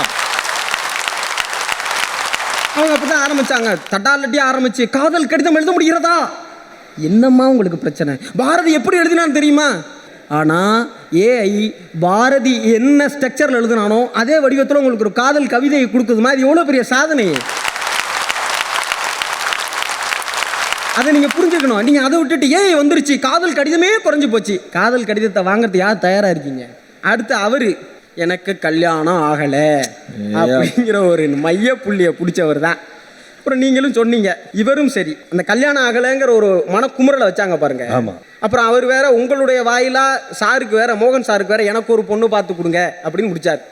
நல்லா பாருங்களேன், காலையிலிருந்து இத்தனை பேர் முன்வரிசையில் வந்து டோக்கன் போட்டு அதுக்கான அந்த ஸ்லிப்பு வாங்கி வெயிட் பண்ணி சார் அத்தனை பேரை கன்சல்ட் பண்ணி இந்தந்த வரன் இவங்களுக்கு பொருந்துமா பொருந்தாதா உங்களோட தேவை என்னான்னு கேட்டு இவ்வளவு பண்ணதை இவர் சாவுகாசமாக 6 மணிக்கு வந்து எல்லாரையும் கூட்டி வச்சோன்னா எனக்கு பொண்ணு வேணும் அப்படின்னு சார்கிட்ட கேட்பாராம். கல்யாணம் டோக்கனே வாங்கலை, எப்படா கன்ஃபார்ம் சொல்லுங்க. கரெக்டு, டோக்கன் வாங்கணுங்கிற அறிவு வந்தால் உங்களுக்கு மகிழ்ச்சி வரும். என்ன இவ்வளோ பேர் டோக்கன் வாங்கிட்டா நமக்கு பொண்ணு கிடைக்கலன்னா உங்களுக்கு மிரட்சி வரும். அப்புறம் அவங்க சொன்னாங்க, அவர் பாருங்க எங்க அன்னைக்கு சேர்த்து பேசிட்டாரு அப்படின்னு. ஹரி பாலகிருஷ்ணன். நல்லா புரிஞ்சுங்க, 2 பேர் நெகட்டிவா பேசுனதனுடைய வேகம் ஒரு பாசிட்டிவான அலையை இப்படி பாதிக்குது அப்படின்னா இவங்க பேசுறத கேட்டு இவங்களுக்கு தீர்ப்பு கொடுத்தீங்கன்னா இத்தனை பேர் எவ்வளவு மன கலக்கத்தோட போவாங்க. மைனஸ் இன்டு மைனஸ் பிளஸ் ஆகணும், ஓன்னு மைனஸ் ஆயிடுச்சு. நண்பர் சொன்னாரு, யாரு பார்த்து வைப்பாங்க அப்படின்னு நினைச்சா உங்களுக்கு மிரட்சி, வரப்போற பொண்ணை நாம எப்படி பார்த்துக்க போறோம்னு நினைச்சா உங்களுக்கு மகிழ்ச்சி.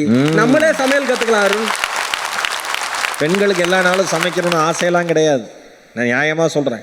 எங்கள் அம்மாட்ட கேட்பேன், எப்படிம்மா இவ 72 வருஷமா சமைச்சு போட்டுக்கிட்டே இருக்கேம்மா, இவ்வளோ பேர் எப்படிமா உன்னால் முடியுதுன்னு. அதுக்கு அம்மா சிம்பிளாக ஒரு பதில் சொன்னாங்க, நீங்கள் சமைச்சு என்னால் சாப்பிட முடியாது, எனக்கு சமைக்கணும்னு விருப்பம்லாம் கிடையாது, என் தேவைக்கு நான் சமைக்கிறேன், அப்படியே சேர்த்து உங்களுக்கு பொங்கி வைக்கிறேன். நான் அதோட என் பர்சன் முன்னோன்னா. நான் இளைய தளபதி சொன்ன மாதிரி வாய்ப்பில் இருக்கிற கஷ்டத்தை பார்க்குறவங்க முன்னேற தயங்குறாங்க, அந்த கஷ்டத்துலையும் இருக்கிற வாய்ப்பை பார்க்குறவங்க தான் வாழ்க்கையில் ஜெயிச்சு முன்னேறாங்க. அருமை. அப்புறம் வேற போகிற போக்கில் இன்னொன்று சொன்னாங்க, அடுத்தாத்த அம்புஜத்தை பார்த்தேலா அங்கே அந்த பாட்டு அப்போ கேட்டிருப்போம், இப்போ ஃபேஸ்புக் இருக்குது, இன்ஸ்டாகிராம் இருக்குது, எல்லாத்துலேயும் பார்க்குறேன். சார் நீங்கள் முடிவு பண்ணுங்கள் சார், உங்களுக்கு எது வேணும் எது வேணான்னு. அருமை. உங்களுக்கு வாழ்க்கையை நீங்கள் என்ன புரிதலில் பார்க்குறீங்கன்னா 4 பேர் என்ன சொல்லுவான், நமக்கு முன்னாடி வாழ்ந்தவங்களுடைய வாழ்க்கை இப்படி இருக்கே, அந்த தரத்தோடு நம்ம வாழ்க்கையை ஒத்து போகணுமேங்கிற பார்க்குறதுனால வந்த பதட்டம். நீங்கள் மற்றவங்க என்ன சொல்லுவாங்கங்கிறத பார்த்து உங்கள் வாழ்க்கையை திட்டமிடாதீர்கள். உங்கள் வாழ்க்கைக்கு எது சரின்னு நீங்கள் முடிவு பண்ணுங்கள், உங்களுக்கு வாழ்க்கை மகிழ்ச்சியாக இருக்கும். இனி வரக்கூடிய தலைமுறை, இளைய தலைமுறை மகிழ்ச்சியாகத்தான் இருக்கிறோம். நாங்கள் உங்களுக்கும் மகிழ்ச்சியை பகிர தயாராக இருக்கிறோம். அதனால் நீங்கள் நெகட்டிவிட்டியை ஸ்ப்ரெட் பண்ணாதீங்க, எல்லாருக்கும் எல்லாமும் நல்லதாகவே நடக்குங்கிற நம்பிக்கையை விதைத்து வாய்ப்பிற்கு நன்றி கூறி விடைபெறுகிறேன். நன்றி, வணக்கம். தொடர்ந்து வாய்ப்புகள் தருவதற்கு அந்த இரு பெரும் உள்ளங்களும் தயாராக காத்திருக்கிறது. வாய்ப்புகளை பயன்படுத்தி அடுத்தடுத்த நிலைமைக்கு போகும். தலைப்பில் ஒரு வியப்பு என்ன அப்படின்னு சொல்லிடுறேன். முதல்ல இப்போ எதிர்காலம் பற்றி இளைஞர்கள் மிரள்கிறார்களா மகிழ்கிறார்களான்னு வச்சுருந்தா அது ஒரு சாதாரணமான தலைப்பு. எந்த இடத்தில் கல்யாண மாலை மேடை பட்டிமன்றத்தில் ஜெயிக்கிறது என்றால், வெற்றி பெறுகிறது என்றால், எதிர்காலம் குறித்த சிந்தனைன்னு ஒரு வார்த்தை போட்டாங்கல்ல, அந்த இடத்தில் இவர்கள் எவ்வளவு பக்குவப்பட்டவர்கள் என்று தெரிகிறது. இப்போ மிரள வைக்கிறதுன்னு சொன்னதில் அவங்க சொன்ன எல்லாமே நியாயம், இவங்க சொன்னதும் நியாயம். சில உதாரணங்கள் சொல்லி நான் முடிச்சிடுறேன். இங்கே இருக்கிற பெற்றோர்களுக்கு சொல்கிறேன், ஒரு 5ஆம் வகுப்புக்கு கீழே உங்கள் வீட்டில் குழந்தைங்கள்லாம் படித்தாங்கன்னா அவனை உட்கார வச்சு அரை மணி நேரம் ஆத்தாதீங்க. மிக முக்கியமாக மிரள வைக்கிறது எங்கேருந்து ஆரம்பிக்குதுன்னா, குழந்தைங்கள ப்ரீகேஜி அனுப்புறதுலேருந்து ஆரம்பிக்கும். அன்றைக்கி நான் ஒரு ஹோட்டல் போயிருக்கேன். ஒருத்தர் குடும்பத்தோடு வந்து பக்கத்தில் உக்காந்துருக்காரு. அந்த குழந்தை 1ஆவது படிக்கிறான், இன்னும் டயப்பர் போட்டிருக்கான். உட்கார்றப்ப டயப்பர் பின்னால் தெரியுது. அவங்ககிட்ட அவங்க அப்பா சொல்கிறாரு, நம்ம குடும்பத்தில் யாருமே ஐஏஎஸ் ஆகலை. யார்கிட்ட? டயப்பர் கழட்டாதவன்ட்ட. ஐஏஎஸ் ஆகிறதுக்கு என்னன்னோ அப்பா எல்லாம் வாங்கி தரேன். ஓகேப்பா. படித்த அப்பா மானத்தை காப்பாற்றிடும். ஓகேப்பா. ஒரு அரை மணி நேரம் ஆற்றிருக்கார். பீக் ஹவர்ஸ் ஹோட்டல் அது. கடைசியாக அவன் கேட்டான், ஐஏஎஸ்னால் என்னப்பா? எதிர்காலம் குறித்த சிந்தனை எந்த இடத்தில் இளைஞர்களுக்கு மிரள வைக்கிறதுனா, காரணமே இல்லாமல் என் குடும்பத்தை காப்பாற்ற வந்தவன் நீ, என் பரம்பரை கௌரவத்தை காப்பாற்ற வந்தவன் நீ என்று நீங்கள் சொல்லுகிற பொழுது, அந்த உயிர் இந்த உலகத்தில் தனித்து பிறந்து வாழ்வதற்காக படைக்கப்பட்ட உயிரே தவிர உங்கள் குடும்பத்தை தூக்கி சுமப்பதற்காக, உங்கள் கௌரவத்தை தூக்கி சுமப்பதற்காக படைக்கப்பட்ட உயிர் அல்ல என்று எப்பொழுது நீங்கள் முடிவு செய்கிறீர்களோ, இந்த நிமிடத்திலிருந்து அவங்க மிரள மாட்டாங்க. எவ்வளோ பெரிய மிரட்சி உண்டு பண்ணுறோம் இன்னைக்கு இளைஞர்கள்ட்ட. எந்த இடத்துல சிக்கல் ஆரம்பிக்குதுன்னு பாருங்க, எவ்வளோ ப்ரெஷர் கொடுக்குறோன்னு பாருங்க. என் அக்கா பொண்ணு நீட் கிளியர் பண்ணிட்டா, இவளுக்கு புரிஞ்சிருச்சு நான் பண்ணணும். அதானே, நீ பண்ணணும் இல்லை, பண்ணியே ஆகணும். அவ பண்ணிட்டா, நான் ஏன் பண்ணணும்? அவ பண்ணதுனால நீ பண்ணணும். ஏன் அந்த அழுத்தம்? எல்லாருமே மருத்துவர் ஆக முடியுமா? எல்லாருமே இன்ஜினியர் ஆக முடியுமா? தமிழ் எடுத்து படித்து நான் இன்னைக்கு ஒரு பட்டிமன்ற நடுவராக இந்த மேடையில் உட்கார்ந்து இவ்வளவு தமிழர்களை மகிழ்ச்சி கடலில் ஆழ்த்தவில்லையா? தமிழை பேசவில்லையா? ஒவ்வொரு உயிருக்கும் ஒவ்வொரு தொழில் இருக்கு, ஒரு சுயம் இருக்கு. பண்ணிட்டு போட்டுமே, ஆனால் விடலையே. எவ்வளவு தூரம் அவங்கள மிரள வைக்கணுமோ மிரள வைக்கிறோமே. பணத்தை சேர்த்திரு சேர்த்திரு சேர்த்திரு சேர்த்திருன்னு சொல்கிறோமே. பணத்தை சம்பாதின்னு சொன்ன நாம நம்ம குழந்தைங்களுக்கு பணத்தை பாதுகாப்பாக வச்சுக்க கற்றுக்கோன்னு சொல்லித்தரல. நான் உட்பட எனக்கும் அதான் நடந்துச்சு. யாரும் சொல்லித்தரலையே. சரி சரி சரினா அவன் சேர்த்திட்டே இருக்கான், என்னன்னே தெரில. கடைசியில் இடம் வாங்கினாங்க, இடம் வாங்கிட்டான். கடைசியில் ஏன்டா அந்த இடத்துல இடம் வாங்கினேங்கிறாங்க. எதுக்கு? எல்லா இடத்துலையும் ஏன் ஒரு மிரட்சி உண்டு பண்ணுறீங்க? டாக்டர் சங்கீதா ஒரு வினா முன் வச்சாங்களே, அவ்வளோ படிச்சிருக்கேன் அழகா இருக்கேங்கிறது, அதை தானே நீங்கள் முன்னாடி நிறுத்துறீங்க. பெண்களுக்கு நீங்கள் உளவியல் ரீதியாக என்ன பிரச்சனை? ஏன் இவ்வளவு சருமம் தொடர்பா, கூந்தல் தொடர்பா, ஏன் அழகு தொடர்பா இவ்வளவு விளம்பரங்கள் வர ஆரம்பிச்சது? எந்த இடத்துல நம்ம தோக்கிறோம்? எந்த இடத்தில் மனிதன் மனதை பார்க்காமல், அறிவை பார்க்காமல், உடல் அழகை பார்க்க துவங்கினானோ அன்றைக்கே சமுதாயம் படித்தும் முட்டாளான சமுதாயமாக மாறி போனது. ஒரு தாழ்வு மனப்பான்மையை அந்த இளைஞன் மனதில் போய் புகுத்துறீங்களே. நான் அழகா இல்லை, எனக்கு முடி கொட்டிருச்சு, எனக்கு கல்யாணம் ஆகாது, எனக்கு முடி கம்மியாக இருக்கு, எனக்கு கல்யாணம் ஆகாது, ஐயோ நான் உருவத்தில் ஒல்லியாக இருக்கேன், எனக்கு கல்யாணம் ஆகாது, நான் உருவத்தில் குண்டா இருக்கேன், எனக்கு கல்யாணம் ஆகாது. இப்படி சுற்றி இருக்கிற சமூகம் சொல்லி சொல்லி சொல்லி சொல்லி அந்த பொண்ணுக்கு, அந்த பையனுக்கு எதிர்காலம்னா பயமாயிருச்சு, கல்யாணம்னா பயமாயிருச்சு, வேலைனா பயமாயிருச்சு, படிப்புனா பயமாயிருச்சு. நாம் பார்த்த தந்தையும் தாயும் மகிழ்ச்சியாக வாழ்ந்தார்கள், ஆனந்தமாக வாழ்ந்தார்கள். மாதம் ஒரே ஒரு தடவை சம்பள நாள் அன்னைக்கு எங்கள் அப்பா ஈரோட்டில் சுகுணா ஹோட்டல்னு ஒரு ஹோட்டல் இருக்குது, திருச்சி கஃபேன்னு ஒரு ஹோட்டல் இருக்குது. அந்த 2 ஹோட்டலுக்கு ஏதோ ஒரு ஹோட்டலை கூப்பிட்டு போவார். அந்த ஹோட்டலில் சாப்பிட்றதுங்கிறது ஒரு வைபவம் மாதிரி இருக்கும். அது ஒரு வைபவம், செலிப்ரேஷன். அது அப்படி என்ஜாய் பண்ணி சாப்பிடுவோம். ஏன், மாசத்துல ஒரு நாள் கிடைச்சது சந்தோஷமா இருந்தது, இன்னைக்கு வருடம் முழுவதும் கிடைக்கிறது, நம் மனது சலித்து போகிறது. பணத்தோட அருமை சொல்லி கொடுத்து வளர்த்தாங்க. டேய் என்ன வேணா ஆர்டர் பண்ணு, பக்கத்தில் எவ்வளோ விலைன்னு பார்த்துக்கம்பார் எங்கள் அப்பா. ஏன்ப்பான்னு கேட்பேன். உங்கள் அப்பா எவ்வளோ சம்பாதிக்கிறான்னு உனக்கு தெரியும், நான் தான் உன்ட்ட சொல்லியிருக்கேன்ல. தோசை சாப்பிட்றேன்ப்பா. அந்த கால சமூகம், கபிலாவுடைய தாயும் தந்தையும் என்னோட தாயும் தந்தையும் இவ்வளோ தாண்டா சம்பாதிக்கிறேன், உங்கள் அம்மா அப்பாவால் இவ்வளோ தாண்டா முடியும்னு சொல்லி வளர்த்தாங்க, மகிழ்ச்சியாக இருந்தாங்க. இன்னைக்கு வருமானத்திற்கு மீறிய ஆசை இருக்கிறது, ஆனால் உழைப்பில்லை. இங்கே தான் மிரள்றாங்க, இங்கே தான் மகிழ்றாங்க. வித்தியாசம் இதுதான். மிரட்சி இப்படி இருக்கு. எதுவுமே சுவாரஸ்யம் இல்லாத ஒரு தலைமுறையாக இன்றைய தலைமுறை போச்சு. அதனால் மிரட்சி இருக்கு. ஒரு ஆர்வமும் ஒரு எதிர்பார்ப்பும் இருந்ததுன்னா அங்கே அழகு இருக்கும். ஆர்வமும் எதிர்பார்ப்பும் எங்கே அறுக்கப்படுகிறதோ அங்கே அழகும் மகிழ்ச்சியும் ஒருபோதும் இருக்காது. அழகாக வாழ்க்கை முன்னிச்சாங்க. ரொம்ப அழகாக கபிலா ஒன்று சொல்லுச்சு, யாரை நம்புறதுன்னு தெரிலன்னுச்சு. எவ்வளோ சுலபமாக நண்பனாக பழகி ஏமாத்திடுறாங்க, எவ்வளோ சுலபமாக ஒரு பிஸ்னஸில் பார்ட்னராக பழகி ஏமாத்திடுறாங்க, எவ்வளோ சுலபமாக ஒரு தோழனாக பழகி ஏமாத்திடுறாங்க. யாரை நம்புறது, யாரை நம்பி நான் பிறந்தேன் போங்கடா போங்கன்னு அத்தனை வருஷம் முன்னாடியே எழுதியிருக்காங்கன்னா இன்றைக்கெலாம் கேட்கணுமா? தேனா பேசுகிறவன் தான் தேளாக இருப்பாம்பாங்க எங்கள் பாட்டி. உண்மை. மிரட்சியில் தான் இருக்குது. என்னதான் மிரட்சின்னு சொன்னாலும் மகிழ்ச்சியில் என்னதான் பாசிட்டிவிட்டி இருந்தாலும்